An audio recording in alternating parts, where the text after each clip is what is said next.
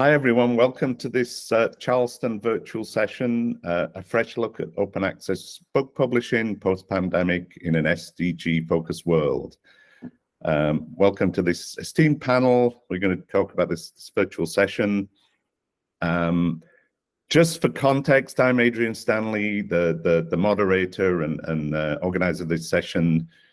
We're really looking at what's new and evolving around open access books and around the SDG, the UN SDGs. We're not going to go into a lot of detail on business models or each of the SDGs. We're really kind of taking a sort of melting pot approach to bringing in different perspectives from different stakeholders. There is a lot of really great work being done around the UN SDGs. This was one example around how books are being used to help teach children about what the SDG goals are and how important they are.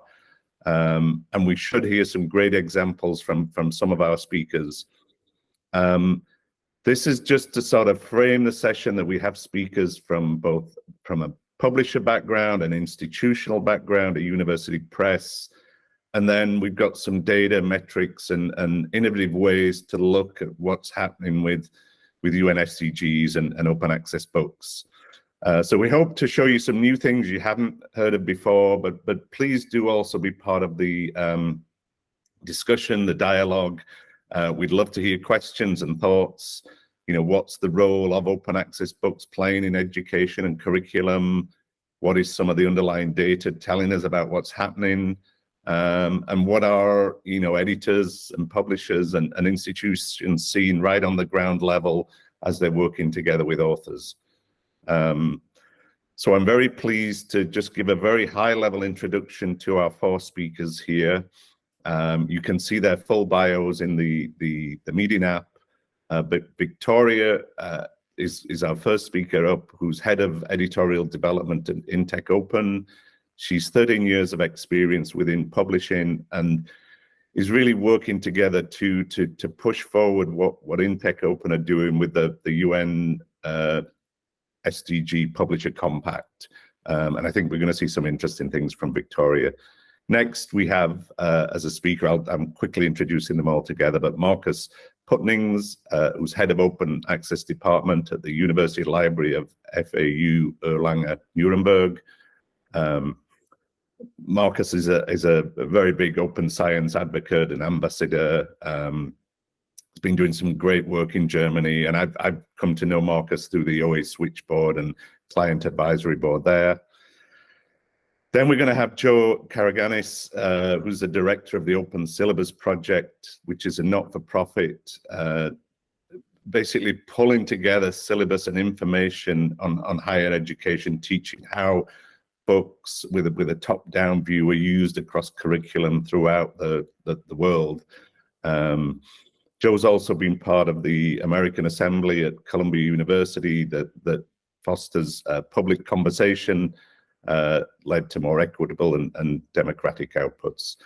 And finally, we have Shannon O'Reilly, the team lead and product solutions for altmetric and dimensions at Digital Science. Shannon has over 10 years experience working with scholarly publishers and academic institutions. So without further ado, we're going to move on and start with Victoria here giving a first presentation and update. So here you go, Victoria. Thank you, Adrian. Hello to all. My name is Victoria Žgela, and I'm a head of editorial development at InTech Open. Today, I'll be talking about InTech Open's dedication to SDGs through our open access book publishing program. InTech Open is a signatory of the UN Sustainable Development Goals Publishers Compact since December 2021. Although I have to emphasize that prior to joining the Publishers Compact initiative, we already implemented strategy in developing our book portfolio to address the SDGs.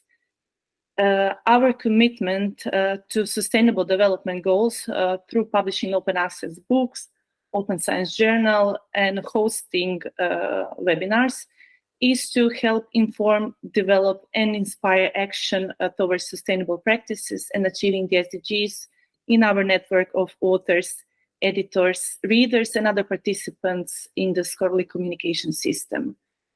Intec Open encourages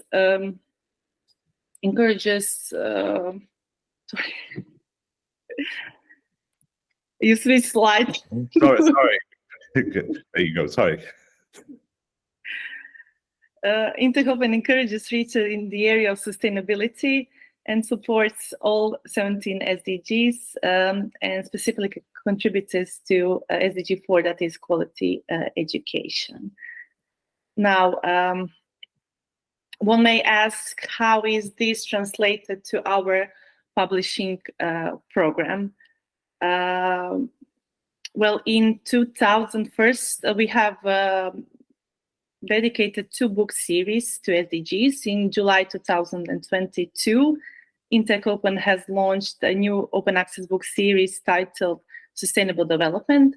The series led by Dr. Usha Iyer-Raniga from RMIT Australia and supported by the International Editorial Board Group's all 70 SDGs through topical structure. Additionally, our environmental sciences book series led by J. Kevin Summers from the Environmental Protection Agency USA addresses specifically goals 13, that is climate action, 14, life below water, and 15, life on land, through tackling research and advancement in the aforementioned field of environmental sciences. Secondly, in 2023, we have released new open access titles in the social sciences and humanities, climate change and global health topics, which supported the KU Select 2023 program. And in its 10th year of pledging, Knowledge Unlatched Select 2024 is focusing on social science and humanities subjects related to SDGs, and Intec Open has joined the pledging as well. And lastly, as a part of our continuous edited volume publishing program, since joining the Publishers Compact, we have published 104 books that aim at increasing awareness and promoting scientific research in support of the SDGs. And we have more than 212 upcoming titles. In terms of the subjects covered by the books published in this program, titles are spread across all subjects, with a majority in at the moment in life sciences. May I also add that all Intec Open books are indexed in the DOAB. And to further support our authors and the publishing program, we have joined the OA Switchboard for Books, contributing to its development. As I have mentioned earlier, since the beginning, we have published works that advocate for themes represented by the SDGs. And on the presented graph, you can see the 5 most represented SDGs and their share in the publishing output. Good health and well-being is the SDG with the highest number of publications. Our SDG relatable publishing program is carried out thanks to the work of our editors and authors who believe that open access is a way to accelerate the pace of achieving sustainability. Why open access? Because it plays a powerful role in working towards the SDGs, because it evolves the research communication by removing barriers and transforming knowledge sharing and innovation. And I would like to wrap up my presentation with a quote from Intec Open Series editor, Dr. Usha Iyer-Raniga, which wraps up current developments and leaves a room for forward thinking about the future of SDGs, and emphasizes, I think, goal 17, that is a partnership for the goals, because we are all part of the solution. So Usha says, even though the SDGs timeline is to 2030 already, there are discussions at the midpoint of the SDGs to think about the trajectory to 2050. From that context, these discussions are pertinent, and SDGs are about dealing with wicked problems so they cannot be ignored. By establishing partnership across the scholarly communication landscape and securing an outlet that can put these discussions in the form of scientific words, widely accessible through open access, shareable, and with a possibility of adaptation through CC BY licenses, we provide opportunities for not only a wider reach, but potential faster implementation, increased innovation, and a more sustainable future. Thank you all. Thank you, Victoria. That was great, and it's really great to hear about how these editors are also leading the way in the research field and working with authors around the world. Next up, we have Marcus. Yeah, thank you very much. So to join the library, the science-led open access library publishing. So I think for us libraries, a lot of deals with the Sustainable Development Goal 16, especially 16.6, develop effective, accountable, and transparent institutions, as well as 16.10, ensure public access to information. And the latter is also related to SDG 4, quality education. Well, and SDG 16 is also partly about creating equality and fair access conditions, which of course also plays into SDG 5 and SDG 10, reduced inequalities. So next slide, please.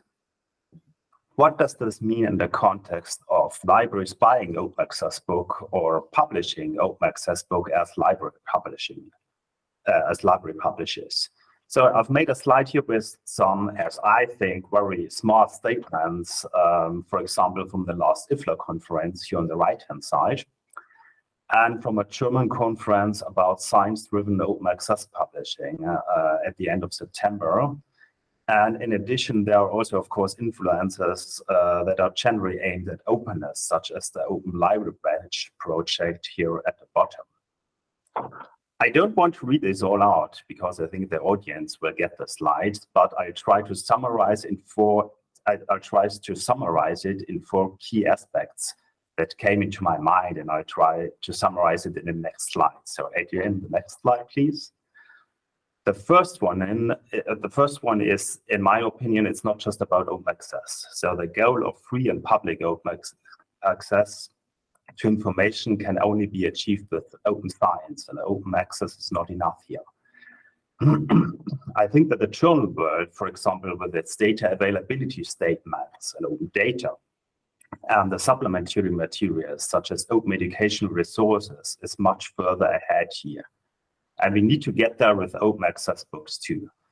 And it's also not just about open science, it's about openness in a broader sense. So for example, allowing text and data mining, or using versioning and errata and so on. And of course, also digital accessibility, which is of course much more difficult with a 300 pages open access book than with a 5-page article in the journal world. So I understand all these problems. But the accessibility also brings us to ethical principles. Adrian, the next slide, please. Here again, I think the journal world is much more advanced, where we can see rules and regulations about, for example, complaints, conflicts of interests, necessary approval of ethic committees, and so on. And I think in the book world, especially small publishers often forget to write down such statements and procedures for the benefit of those in need of protection. And on the other side, especially the larger book publishers often takes the very easy way out and refer to the Committee on Publication Ethics Procedures from COPE, which is very nice, but is leaving authors totally confused about what this means in practice. So if they have a problem, what does this mean in practice? And I'm now also taking a look at the colleague from Intake Open, because funnily, I think Intake Open also just has 2 sentences on ethical standards on its editorial policy, with one reference to COPE, which is indeed nice that they are a COPE member, but I think there could be more. But to complement Intake Open, on the other hand, they have explicit waiver policy regarding this point here in yellow or on the bottom about waiver scenarios for book processing charges. And the book processing charges then bring me to another point. Adrian, next slide, please. And I think that's the most controversial issues between libraries and publishers. So how do we actually achieve fair and equal access to both publishing and reading, for example, for the financially poor ones? So from the point of view of libraries, which has always seen themselves as public places of knowledge, we want a business model that is geared towards the common good and is not based on profit maximization. And here are some examples. So for example, the university presses in Germany are often non-profit. The membership criteria of the German working group of university presses, the AG Universitätsverlage, explicitly mandates this for inclusion as a full member. And if we take a look here at the bottom, other spheres of influence for libraries are, for example, consortia, where fair and transparent prices are negotiated and undesirable developments are avoided. So, for example, I'm personally not a fan of big ebook packages that are bought free from the paywall, because the idealism of the buyers is often more in the focus than the relevance of the books within these large book packages. I would rather see subject librarians make subject-specific decisions and then ransom the single individual book. And I hope here for a new model called Purchase to Open, which is currently being developed in Germany. And finally, Adrian, the next slide, please, and the last one. My passion, the technical efficiency, maturity, and transparency of publishing processes. And I think here too, the journal world is often much further ahead than the book world, because we urgently need not only standards, but also the application and further development of technical standards, and also their recognition as a quality criterion. So for example, Adrian, just make a plus, please, for the animation. If I pay for an open access book by authors from my institutions, then I want them to be recognized in a standardized way with an ORCID, that their affiliation is acknowledged within the raw identifier, and that any funders are acknowledged in the book and also in the standardized and processable metadata. And another important point here in the middle, I need comprehensive cost information for monitoring. I need it for a German research foundation in Germany, for example, otherwise I won't get any money from them. And I need an explicit cost differentiation, discount differentiation, and I would really like to see also cost standards, metadata standards for cost used here too. For example, from the Open Cost Project, I made a link here, or from the Open Access Switchboard, Adrian, you mentioned it at the beginning. And other standards are also so relevant too. See, for example, this kind of overview and hyper standard from the OA Structcom project, I also made a hyperlink here. Yeah, and I think these are my four most important points. A very other view than from my colleague, but I think it's also important one. Yeah, these are just the references. Thank you so much, Marcus. I think those are four really solid points, and certainly I know probably Joe and Shannon will talk and think about the data aspects and metadata too. But on that note, I'm going to stop sharing, and Joe's going to do a sort of live demo of what he's seen in the Open Syllabus project, and then we're going to hand over to Shannon after that. So over to you, Joe. Great, and you can hear me, I assume. Yep. So thank you for the opportunity to talk and provide a bit of the way we approach these issues. I'm going to just demo some of our tools live, which is, well, partly a matter of convenience, but also an invitation for you to sign up and explore these tools yourself. Everything I'm going to show you, you can look around and investigate and take a closer dive into the data than you would be able to if I were just showing you slides. So I will share my screen and hope that this is easy for everyone.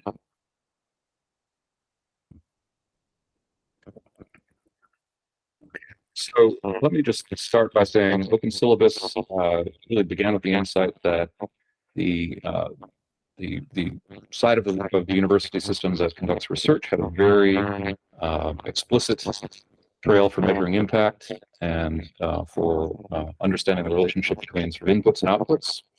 Research has an open publishing ecosystem, just depending on your definition of terms. The results are made public at the end of it, and so you can see at every stage what that process of research looks like as it passes through the university and into sort of public life. Teaching had no equivalent. So teaching is really the majority of what universities do, and it left no document trail. So open syllabus was built around the insight that if you collect syllabi or their equivalents, there are different ways in which classes are represented in different university systems, you could begin to create a picture of that other half of university work. So we have about 19 million syllabi now, collected from all over the world, primarily the Anglophone countries, but not exclusively. And we pull out structured information from them. One of the things we can do in that context is begin to map the demand for open titles. And this is an interesting problem because one of the implications of openness of titles circulating digitally under an open license is that it's very hard to track use. There's no point of sale, which is how traditionally a commercial book market measures demand. And so there's an enormous amount of investment and activity around production and curation of titles, but very little corresponding understanding of demand. So we've tried to put together a demand-side picture that hopefully begins to close the information loop between sort of supply and demand, and in that respect creates that sort of efficiency of understanding where you need supply in order to meet demand and where there are gaps in the availability of works to service certain areas, who's using them. If you know, and there are applications of this data up and down the line, from production to curation in libraries to just classroom level decisions about how to adopt a particular text. One of the most important things you can know in that latter context is, have peer institutions successfully adopted this text in similar classes? Textbook adoption is a risk, and one of the things you can do with that demand information is begin to lower that risk by understanding where and in what contexts a work's been adopted successfully. So this is what the demand curve looks like across our whole collection. The bottom dark blue is textbooks, the top is monographs. The monograph picture drops off a little bit because our UK data gets wonky after 2020. But broadly, you see a picture of very rapid growth in both categories since most of the open access and OER programs got underway in earnest, roughly in 2014-15, but from a very, very low baseline. So this is suggesting that across the whole collection, less than 0.5% of classes use an open textbook. Now that varies quite a bit by country, and in some cases by state. In the US, where there are active state level programs, and you can filter that data all sorts of ways. So this is the US, where the whole open conversation is really oriented around textbooks and lowering student costs, because textbook costs can be quite onerous for students with limited resources. If you looked at the same picture in the UK, you'd see that it's very heavily tilted toward monographs. There's almost no comparable uptake of OER textbooks, and you can go country by country and do the same kinds of analysis. You can also see syllabi in which open textbooks are assigned or open titles are assigned. You can see the top titles. And so we're trying to provide both a kind of discovery and contextual service that can make it easier for faculty to adopt OER materials into the classroom. There's a lot more to say there, so I won't spend time on it. In regard to sustainable development goals, broadly, I think we can see that this is a chart of the occurrence of this phrase across the whole collection of 19 million syllabi. It has gone up dramatically in the last decade. That probably isn't news to you, but it's at extremely low levels. And this suggests that across the whole collection, 0.1% of syllabi mention sustainable development goals. Now, again, that's there's a lot of variability by country. So if you looked at Sweden, for example, this chart may have a similar curve, but the y-axis is 7 times higher. So almost 0.7% of classes mention sustainable development goals. And this is not, I don't know, it's not a big surprise that what we've seen is that sustainable development is sometimes really at the university policy level layered over the curriculum, so that for any given class you can see which sustainable goals it meets, but it's just very, very rarely embedded in the content of course descriptions of learning outcomes in an explicit way. One last item, insofar as gender equality is an important part of the sustainability agenda, and insofar as the Academy is a site at which those at which those questions matter, we've begun to look at gender ratios both in the curriculum and at the instructor level across fields, schools, and countries. So this right now, again, you can check it out yourself. At the moment, it's a static chart, but it will soon be dynamic and sortable. And it suggests that a very old-fashioned view of gender division across academic fields is still very much in play. So the green bar represents the percentage of names associated with women, and dark blue is names associated with this. This is a name-based analysis, which has all sorts of limitations that I won't get into, but broadly, it's painting a ballpark accurate picture of the different fields. And at the top, it's all of the health, service, and humanities fields, and at the bottom, it's all the STEM, business, and sort of engineering trade fields. So that hopefully will be a contribution we can make to the conversation on sustainable goals in the academy. I'll stop there.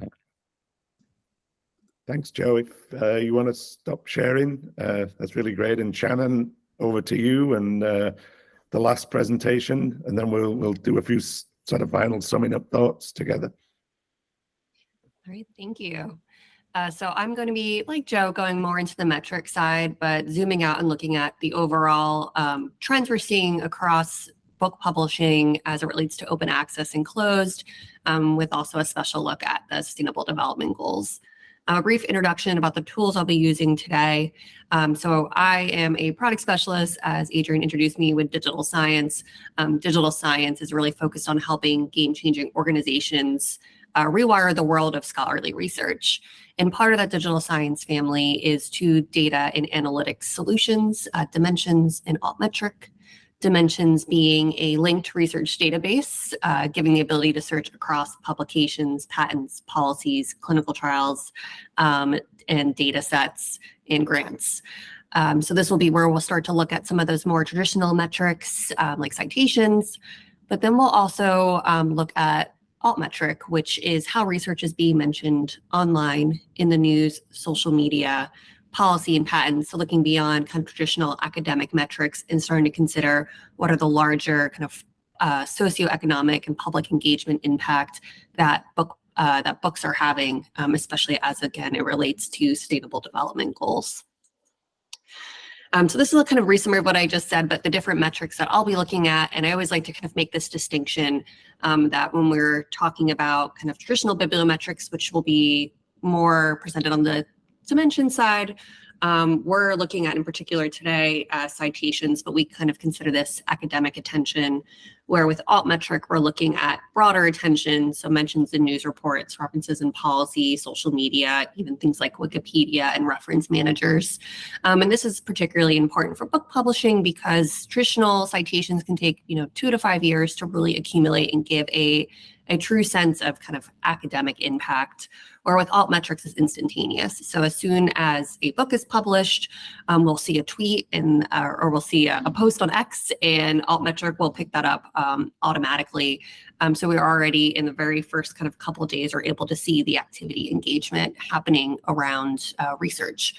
So they're not meant to be, one's not meant to be replaced or better than the other, but it's really just meant to be a more comprehensive look at what's happening around research or groups of research. So what I wanted to do is dive into Dimensions, which is what we're seeing here. So this visualization is pulled directly from the Dimensions platform, but I want to just get a sense of what were the overall kind of publication trends happening around books. So when I say publication trends, just how much are we picking up that's being published? When I say books, I'm referring to monographs, book chapters, and edited books. So we're looking at them all together here. And what we can see, and this is looking at both open and closed books, is that we can see a natural, really steady increase in 2020 around COVID, which is not super surprising. And we're particularly seeing this increase around book chapters in particular on COVID research. But then after we start to kind of regulate and go more into the kind of post-pandemic side of it, we can see that this increase, although it's still increasing, it's more of the natural increase we saw in previous years. And here we're looking at the last 10 years, beginning in 2014 to 2013. So kind of showing that we are, like most other kind of research, like publication articles, we're seeing that increase around COVID.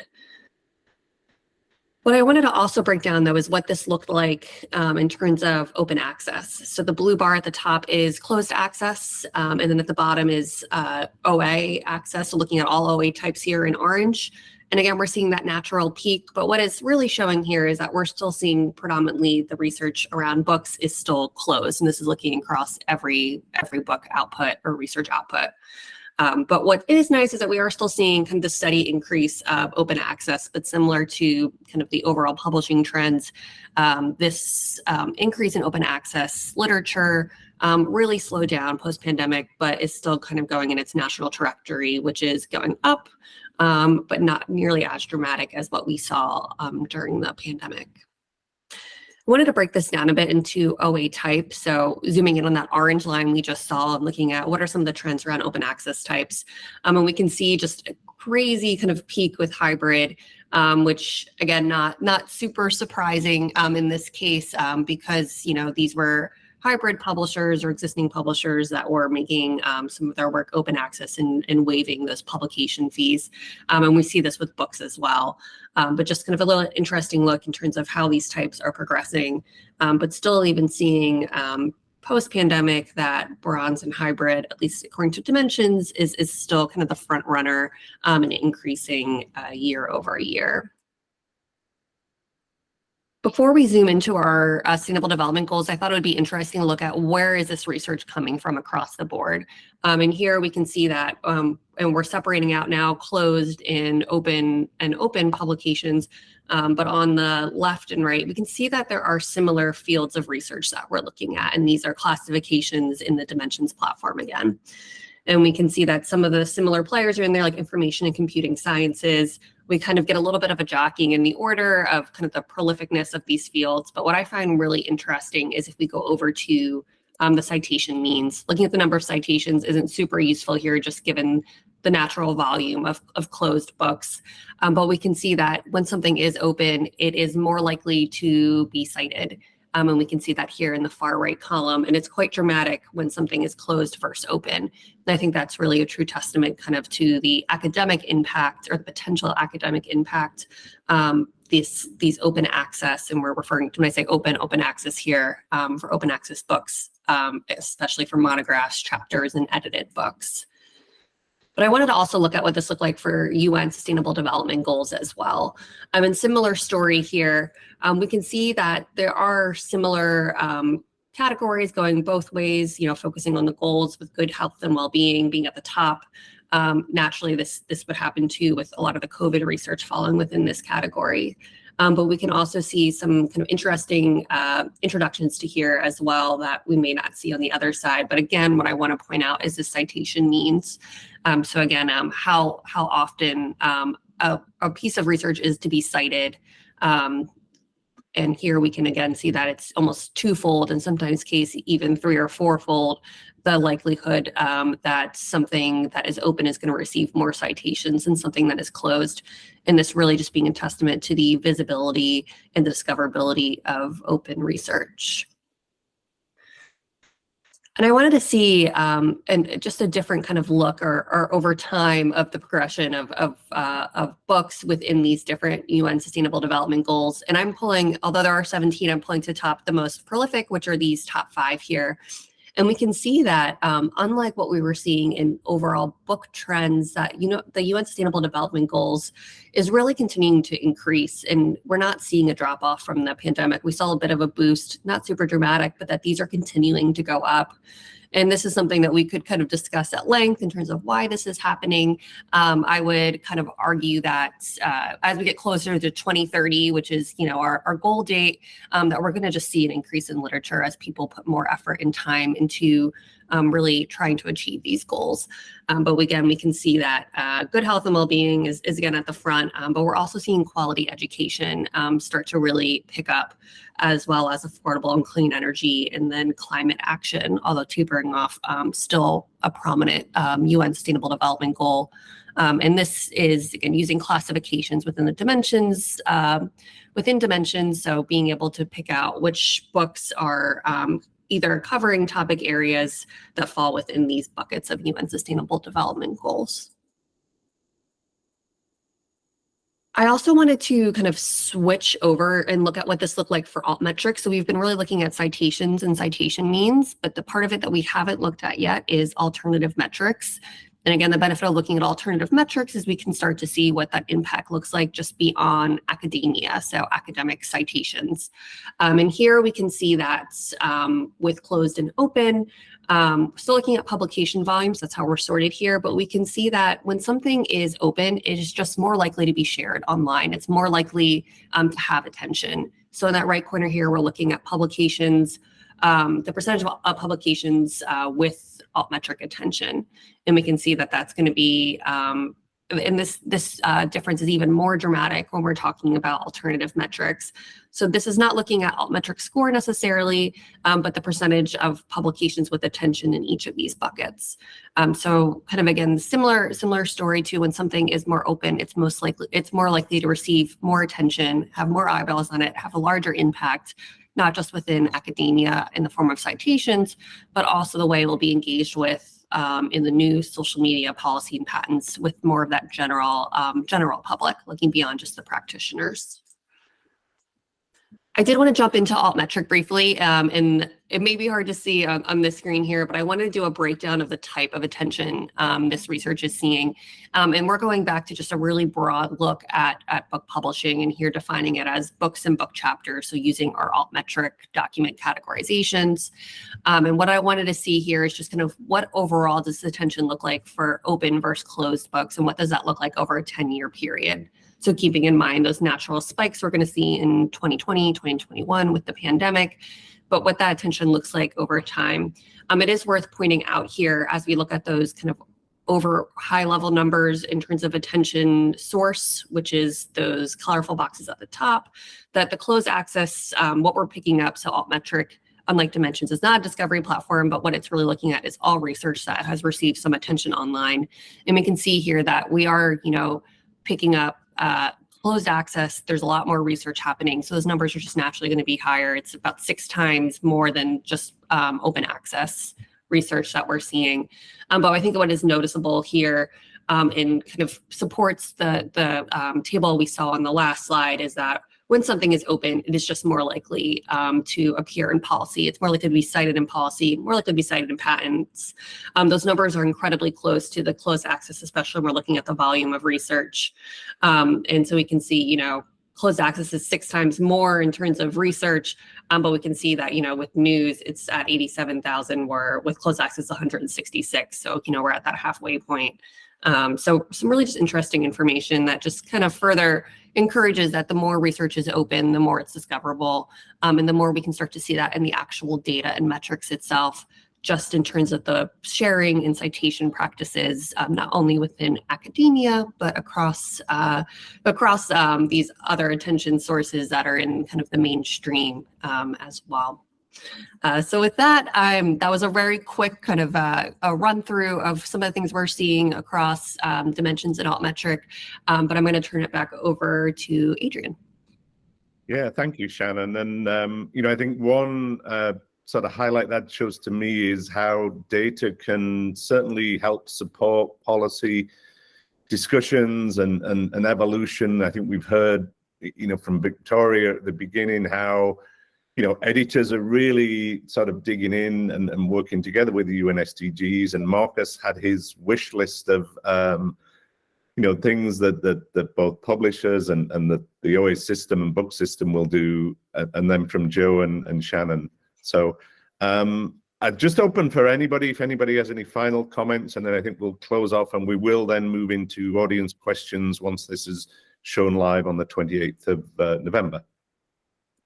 But does anybody else want to summarize anything or just add a comment, or shall we leave it for the audience questions? Okay, sounds like we're leaving it for the audience questions. So thanks, everybody. Really appreciated all the presentations and look forward to continuing this dialogue. So thanks very much. Thank you. Thank you. Thanks. Thank you.